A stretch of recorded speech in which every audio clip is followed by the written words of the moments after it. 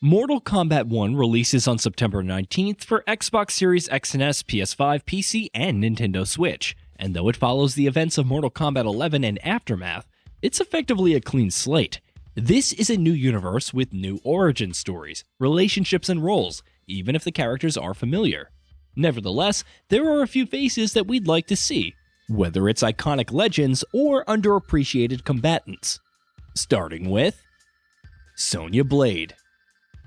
If you're going to have a Mortal Kombat title with Liu Kang, Sub-Zero, Scorpion, and Johnny Cage, the classics that defined an entire era of fighting games, then Sonya Blade has to be there. It would also make sense from a narrative perspective. Sonya sacrificed herself heroically in Mortal Kombat 11 and was absent for most of the story, not counting her younger past self.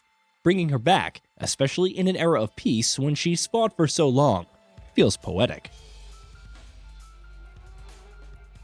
Kano. Of course, if you're going to have Sonya, then there's no way Kano can't be present. Aside from his fun fighting style, which incorporates knives, lasers, and grappling, his personality has always provided some much-needed humor. The question now is how his story intertwines with Sonya's, if at all, and whether he's on the straight and narrow or up to no good in the new era. Reptile. It feels less like we should ask if Reptile will be in Mortal Kombat 1, and more like we should ask which version. The Sarian has adopted both human and reptilian appearances throughout the years, though he's always worked at the behest of Shang Tsung and Shao Kahn. Still, his invisibility and acid spit helped him stand out amid the other ninjas, and could make an excellent addition to the reboot's roster. Ermac. Ermac has had a long and storied history with the franchise, whether it's being controlled by Shao Kahn or working with Kotal Kahn for the betterment of Outworld.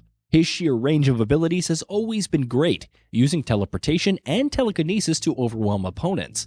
Again, how his fate will play out in the reboot remains to be seen, but if Outworld does become involved, it wouldn't be odd to see him step up to the plate. Shao Kahn. Empires must expand or die.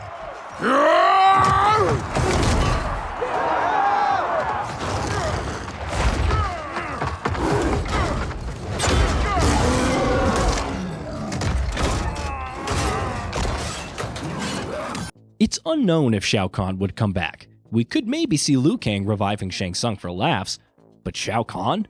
The all-conquering and cruel ruler of Outworld? Given the state of Edenia and its relative peace, he either doesn't exist in Mortal Kombat 1 or hasn't invaded yet. Nevertheless, his status is iconic, and even if his entire history is different, it wouldn't be a Mortal Kombat title without him. Goro. Goro was last seen in Mortal Kombat 11, on his throne in the crypt. The last time we saw him alive was in Mortal Kombat X, where he served as a DLC character who wasn't involved in the main story.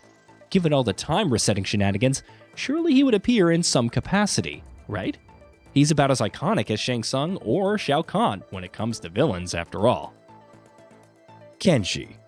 Debuting in Deadly Alliance, Kenshi has always been a cool character. A blindfold-wearing fighter with heightened sense of fights on the side of good and has a sword?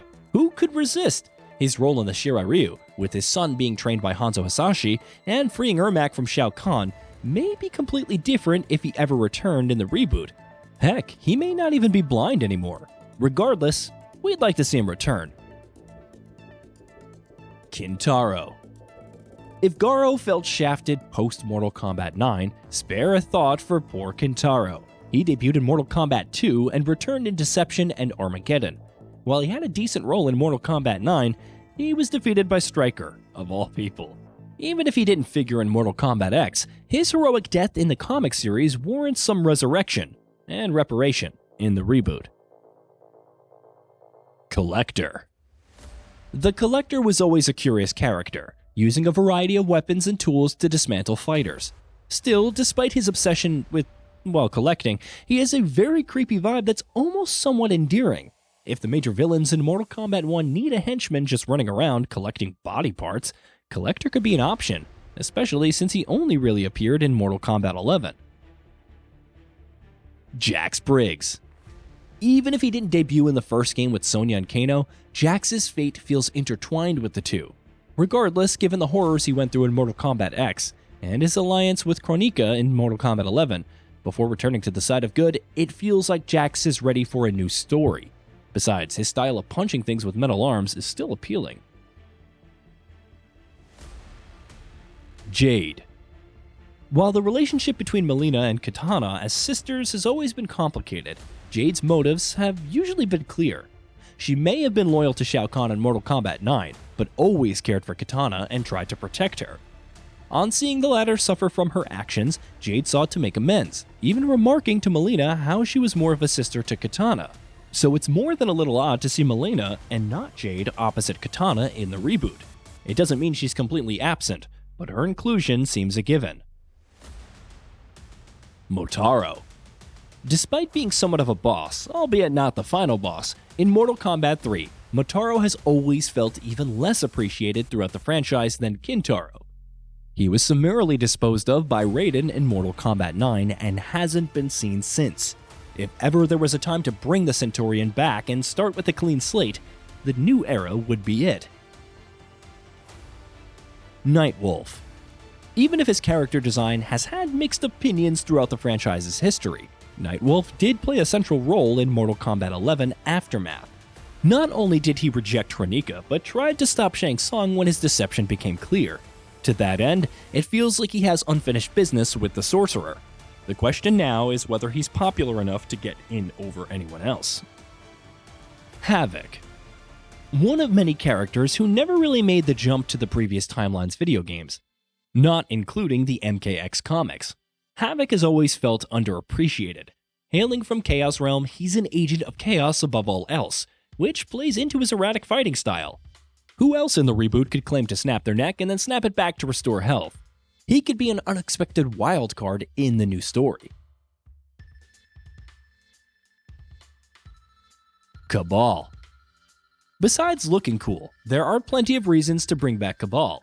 He's always had a fun fighting style which mixes speedy attacks and grapples with his hook swords in awesome ways. Even if he was on Kronika's side throughout Mortal Kombat 11, his connection to Kano could see him return in the reboot, one way or another. Whether that's part of the Black Dragon or with Earthrealm and the side of good, remains to be seen. Hey, did you know that we at Gaming Vault upload new videos every day? Stick around, drop a like, subscribe, and hit that bell, and let us know what kind of content you'd like to see in the future with a comment below.